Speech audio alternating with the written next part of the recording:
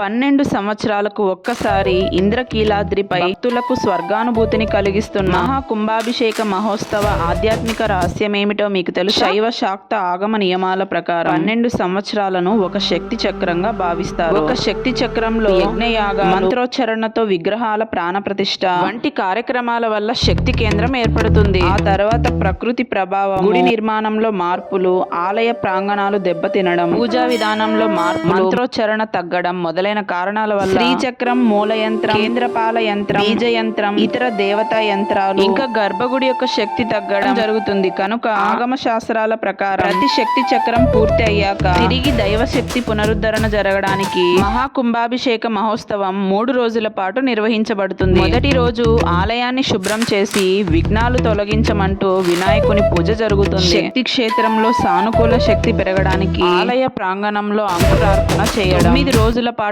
కఠిన దీక్షలో ఉన్న అర్చకులు రకరకాల హోమాలను నిర్వహించి ఆలయం మొత్తాన్ని శుద్ధి చేస్తారు. ఆగమ తంతు ప్రకారం 12 రకాల పవిత్ర జలాలను 108 కలశాలలో నింపి మంత్రోచ్చరణతో శక్తివంతమైన జలంగా మార్చి ఉదయం 9:34 మేషలగ్నంలో కొంతమంది అర్చకులు గంటలు మోగిస్తూ శంఖానాదం చేస్తూ ఉండగా మరికొంతమంది అర్చకులు ఆ పవిత్ర జలాన్ని అమ్మవారి పైన రాజగోపుర కలశాల పైన ప్రోక్షణం చేస్తారు. ఈ సమయంలో అమ్మవారి దర్శనం సకల శుభప్రదం. ఈ నెలలో 6, 7, 8 తేదీలలో జరుగుతూ ఉన్న కుంభాభిషేక మహోత్సవానికి హాజరై ఉంటే జై దుర్గా అని కామెంట్ చేసి అమ్మవారి భక్తులకు ఈ వీడియోని షేర్ చేసి మరెంతో ఆధ్యాత్మిక సమాచారం కోసం ఛానల్ని సబ్స్క్రైబ్ చేసి పెట్టుకోండి.